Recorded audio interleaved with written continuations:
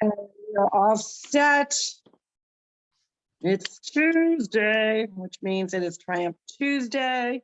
We're going to chat about some things on triumphing and how you triumph and what you look for to triumph. But good morning, everyone. This is Carol Sue, aka Naughty Boss, live with Two Sistas. Hey, good morning, everyone. It's Janice, aka Wellness Diva 5.0. I'm feeling amazing with everything I've accomplished thus far. And yes, it is Triumph Tuesday. And in the tagline, when I'm going live, I'm the one at the controls. Yes, I do like to say that. It's been almost 2 years. You got to let it go. Well, I still like being at the controls, but that's okay. When I do go live, when we go live, I should say, you can always, put in a tagline or what's it about. And obviously I put Triumph Tuesday, and then I usually put a little something after that. And sometimes I don't know what to say. And there was a little bit of a lag time, and I'm like, oh, progress is progress. That has obviously a personal and a heartfelt message for me. So I want to hear what is progress? What does progress mean for you? Triumph Tuesday. Well, to me, progress just means being open-minded to say yes, open-minded to put that foot forward, open-minded to take that chance, even you're not really confident in the outcome. Because it allows you to experience maybe a pivot in your journey, maybe an accomplishment, maybe a goal, even maybe a triumph that you really were not expecting. You did not think you could maybe overcome, achieve, push through. And I think we tend to think of goals, the word progress,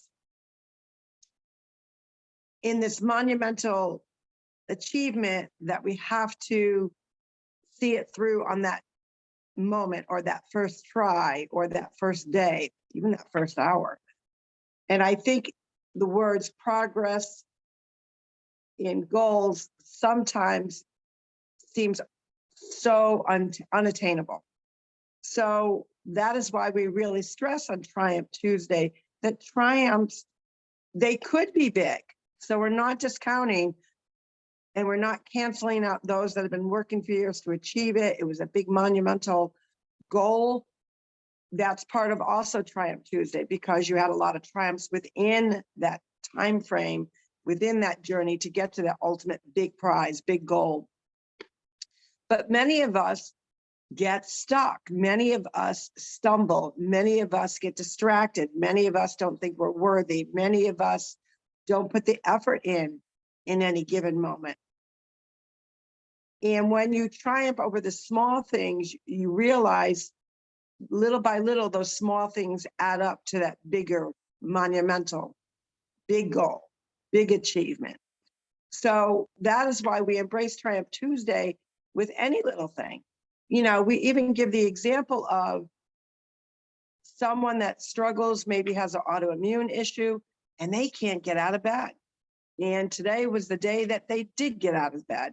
Maybe it was so many people are still living in fear over the pandemic, and FYI, there is no more pandemic regardless of what you hear. The pandemic, by a numbers perspective, based on the world, was basically over in June. So the numbers didn't, from June forward, have decreased. There has been some surges, but that is related directly to those that either were vaccinated and or just people getting the virus and recovering. So the numbers have depleted in the amount of deaths. That is a great triumph. That is a great thing. That's actually a huge triumph, what I consider a huge triumph, because one death is too many. But there are so many people out there that haven't even left their homes. I was actually talking to one woman who really, this was like her first week of actually going out and going to the grocery store. So think about that. How many grocery shopping trips you've taken in the past year and a half that have really impacted and really really you experience the kind of different aspects of going to the grocery store under a pandemic. You know, who can remember the first times going in there and you were like basically wanted to mask up, right? Because you were living in fear of what they were telling us. Now, obviously, we know a lot of what they stated sadly was not true. They didn't have correct information, or we had some people in leadership that just didn't have the full transparency that the American people deserved. So you look at that. So even just going to the grocery store, and for somebody else, I may say, really? It took you a year and a half to go? Like, Lordy, I've been back and forth, blah, blah, blah. But for some, that was a huge fear that they had to triumph over. You may have somebody that we always talked about years ago. See, it's kind of crazy, mind-boggling. Some of the statements or comments or little slogans, little mantras, little things that we stated that really don't apply. But how many remember the freshman 15 when you started college and you gained that 15 pounds? Well, of course, now there's the COVID or the virus, 25, 35, 45, 55 pounds and more. How many you're seeing now a surge, which I think is kind of cute. We're seeing a surge of babies being born. The triumph over living that fear and still deciding that you wanted to be a mama again, a dad again. So there, all little triumphs lead to bigger pieces of the puzzle of your journey. And you just don't ever want to discredit them, I think. That is so true. And, you brought up some really very pertinent facts about when people have that fear to go to the grocery store, for them to walk in there with the sense of things are so different, is everything going to be the same? That really is a big deal. And I actually felt that for some people. I think I chatted about the time when it was right before they took the mask mandate off in Connecticut to go into the stores. So it was 2 or 3 days before that. And it was a Saturday, and I was in the parking lot walking in, and there was a gentleman who was probably 150 feet away from me and said, hey, you don't have your mask on.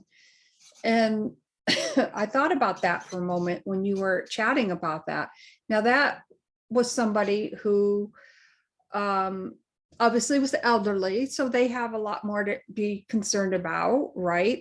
They probably have, some health issues, but just think of the fear that person felt when they saw me with no mask. So those things are real, and whether we agree or disagree, or whatever it may be, in that moment, that fear was very real to that person. That person did not know how to, maybe, I don't want to say be out in public, but to, see me without a mask was very frightening. So I think you have to kind of, in certain situations, put yourself in their shoes. I remember other times too that some people have to learn that part of triumphing is also respecting others' space. So funny that you mentioned about that mass encounter, which was probably over a year ago. Mm-hmm. Well, I was obviously in Vegas last week, and I had a very overweight. And when I say overweight, she was very overweight. And I want to say it's it's hard when you have someone that's elderly or appears to be older and they're overweight. So it's very hard to judge their age. But I'm going to guess that the woman was probably in her 70s. And she got up from, and I remember just why I noticed her, I'm not even sure why. We were walking in the lobby, she got up and she had her mask on. I had a mask on because in the lobby, I would say I wore it 30% of the time, but I wore it in strategic areas like by security. Otherwise, I'm not, I don't believe in mask mandates. So, but I did have it on, but I do have a difficult time, as most people do, breathing in it. So I had it below my nose. Now, obviously, when you're on the airlines, you have to, and they will come after you if it's not quite up there. So I try to make sure that I got one that forms around my nose, but I try to make a little tent to open it up so I can breathe. And this woman walks by me, and she was taller than I am. I'm going to say she was probably, maybe 5'10", very large woman. And she approached me in such a way that was like literally in my face. She did not, which I thought that was kind of funny, because so what she did was she actually came towards me, pointing her finger at my face. And she said, "Put that mask over your nose." And she proceeded to get in my face. And obviously I wasn't prepared for that. And, John's next to me. My friend Kristen's next to me. What is going on with that woman? So we kind of giggled at first. And then I turned around and she just kept pointing at me. She was with two gentlemen.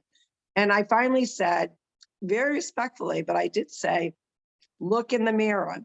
Number one, don't talk to me about your fear of something that is going to impede your health and wellness when you're obese." And, that's being accountable, which I think is another segment that we're going to go into with triumphing over things. But respect your own space. And then I said a snarky remark, because of course I had to. "Are you the Nazi mask police?" And then I just walked away. Like, you're not an employee of this hotel. You don't know me. You're a stranger. And you're lucky that you encountered with me, because there are some crazy people out there that might not have been so kind in their response. Even though mine at the end was a little snarky, it wasn't, said with meanness. It was just matter of fact, "Are you the Nazi police of masks?" So I think the hard part that some people have a hard time triumphing over is getting lambasted, getting lectured, getting confronted when somebody whose appearance is not healthy.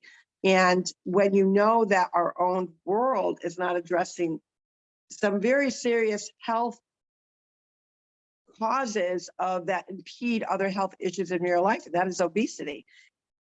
So a lot of people have to triumph over those unnecessary, unwanted people entering into your bubble, your space, and not respecting your space. And how ironic that if you were in so much fear that, my mask was down a tad, because my nose was still kind of covered, but it was like at the rim, that you entered into my space. And that was one of the other things I said. You're not 6 feet apart. And those are things you have to triumph over someone's behavior. That in itself is difficult sometimes.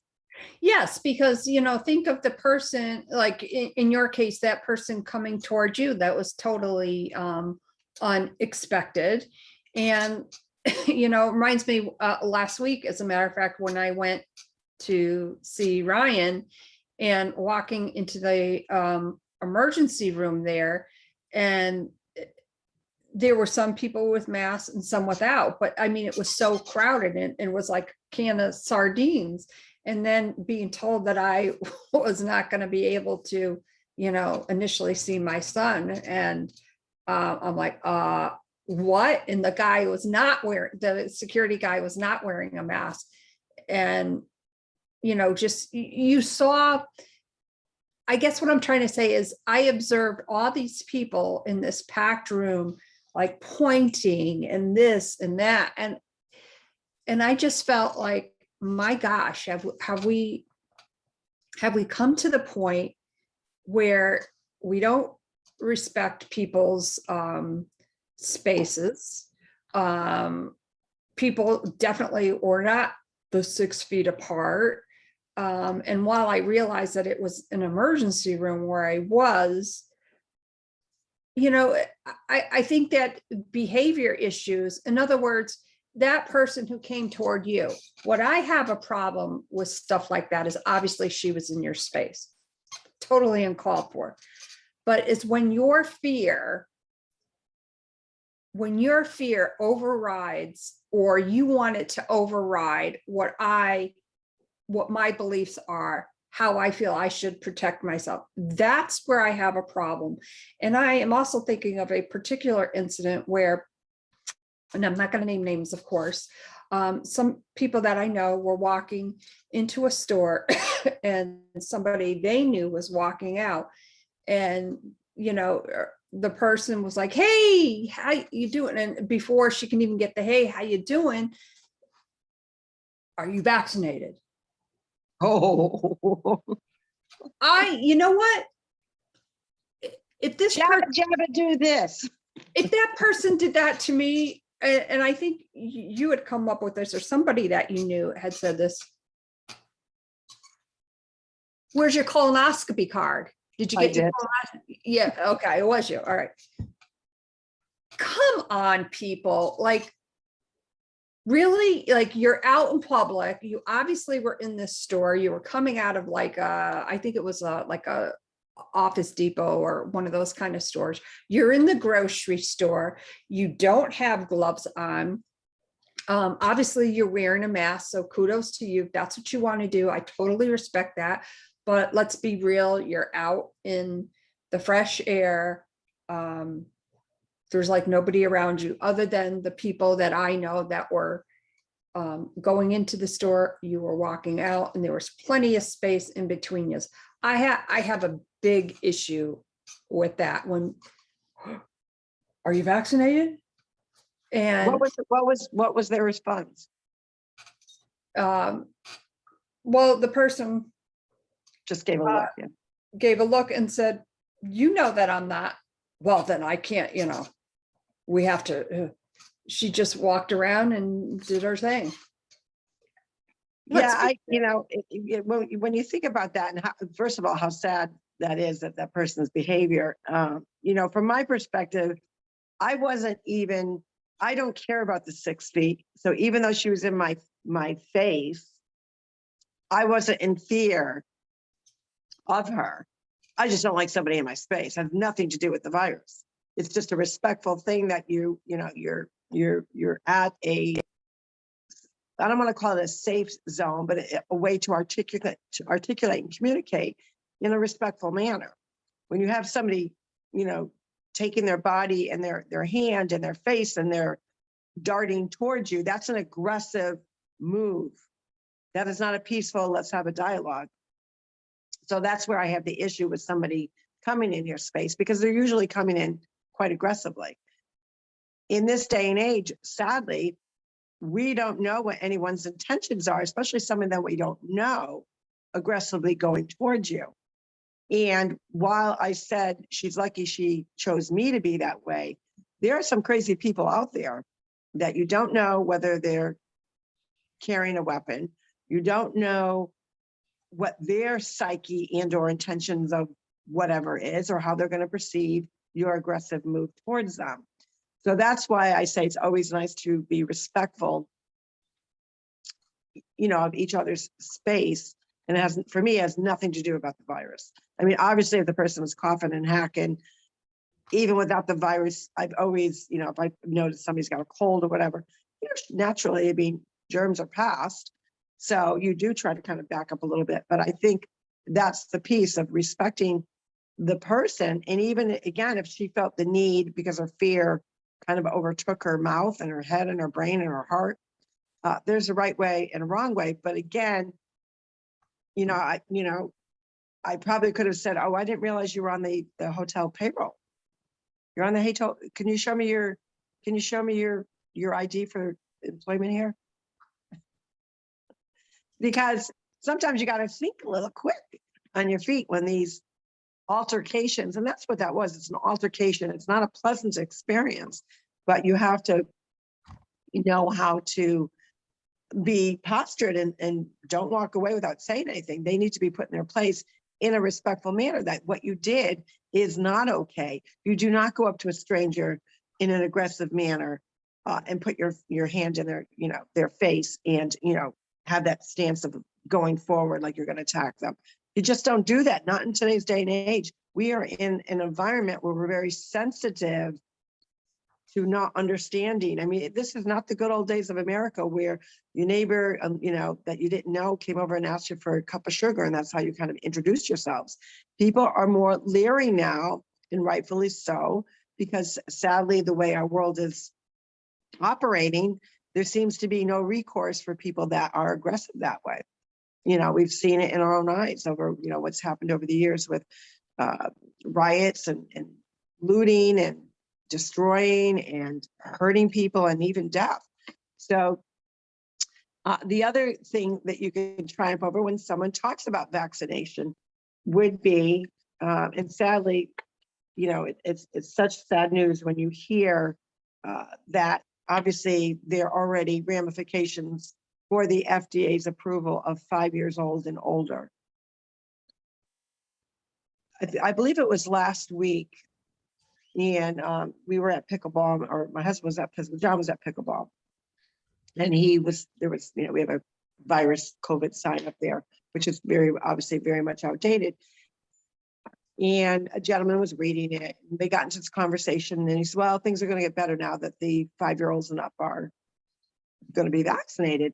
And John said, well, you know, my grandchildren will never touch that thing. You know, it's poison. We don't, you know, they are the demographic that recover if they get the virus, and their percentages are so small. And I think the conversation led into the side effects and how do you kind of overcome this conversation. And so this is a good tip for everyone, because this is fact-based. Love dealing with fact-based, like not only fact-based, but fact-based of information that I'm directly know that it's facts-based. Sadly, a 14-year-old little girl, and I consider 14-year-olds still a little girl, took the vaccine. This is in Massachusetts, and 3 days later has passed. This just happened within the last week and a half. And that is an example of, for me, if someone was to, you know, are you vaccinated? And my probably response for someone like that is going to be, I believe in choice, but if you need to know my information, first of all, there is a HIPAA law. If you need me to recite it or whatever, I can gladly, you know, give it to you. However, people are concerned for the unknown risk, and there are unknown risks. And I'm really tired of people actually calling it a vaccination, because a vaccination implies that it cures, it prevents whatever is out there that you're going to receive. This juice in the arm does not prevent the person receiving it from getting the virus. It only either diminishes the impact that it has on your system, or it shortens the time frame that you are impacted with symptoms. It does not prevent you. So a vaccine prevents you from getting something. So I'm really tired of the word vaccine, number one. That's kind of my pet peeve that I've got to triumph over. But what I would have said to this particular gentleman when the conversation led into the topic of side effects, and he doesn't agree that there's side effects, I would have said to them, or him at that particular moment, is a 14-year-old getting the arm juice dying 3 days later, is that counted as a side effect? Because sometimes you need to be really put down in a respectful way, but in an impactful way that maybe it will open their eyes. Because like we said, one death from COVID was too much. One death from the vaccine is too much. The vaccine, because I don't believe it's a vaccine. That's my personal opinion. I'm not a scientist by any means, but my understanding of the research that I've done on the meaning of what a vaccine is, this is not doing that, especially now when there's an overabundance. I can't even tell you how many thousands, tens of thousands or more. It's actually way more than that, that have had the virus, even though they were vaccinated. So that's why I don't call it a vaccine. I haven't come up with a clever name for it yet, but I will. But if someone does research on what the definition of what that word means, you could arguably say that it's not, based on the numbers, certainly by the numbers of people that are actually succumbing to the virus, even though they were. Big point in to bring out Raggedy Ann or Pippi Longstocking or whatever you want to call her. Peppermint Patty. Pepper, yes, she has the virus and she's declared that she's been arm juice. There's a perfect example of someone who's been really pushing it.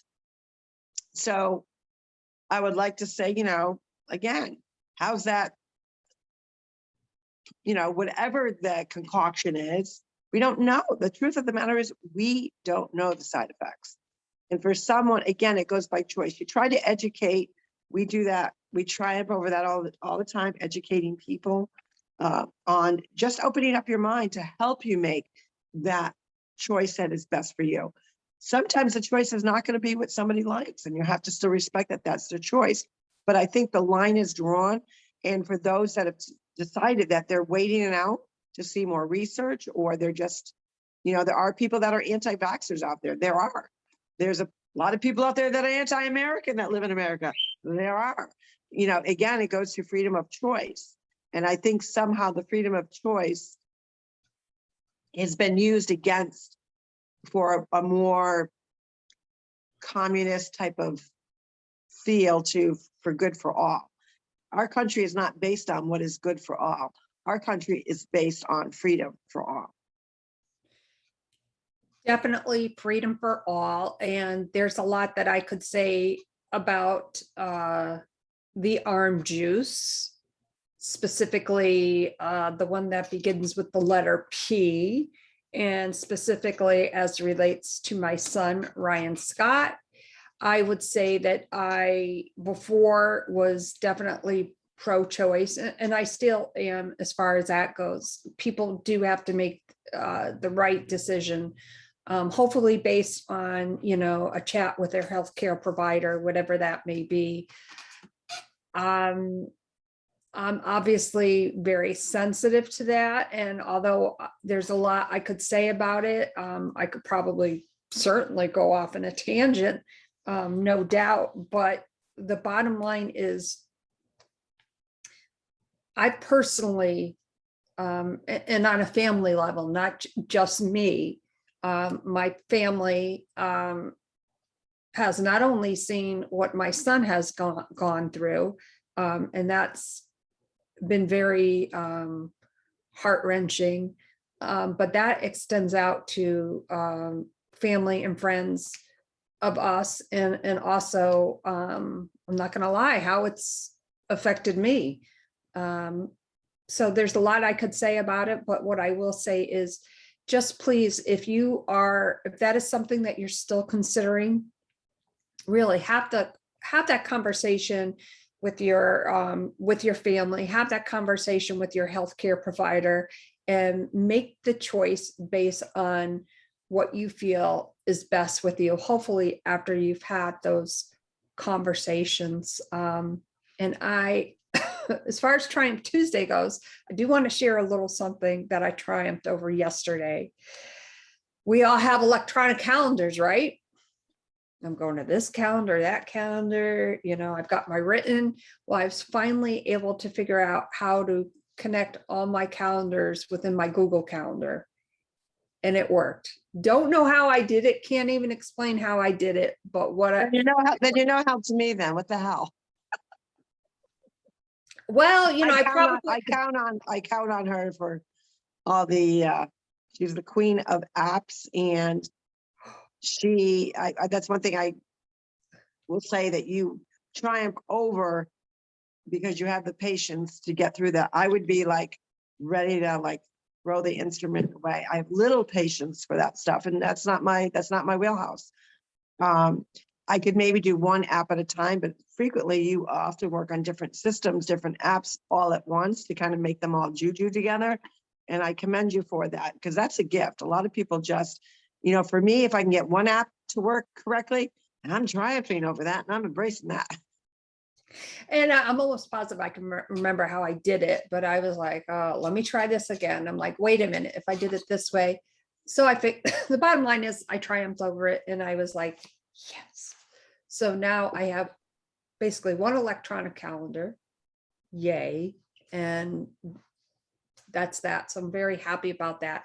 Triumph Tuesday, go out and make it a great one. It is a little chilly in Connecticut here today, but it's bright and sunny. The colors are just beautiful.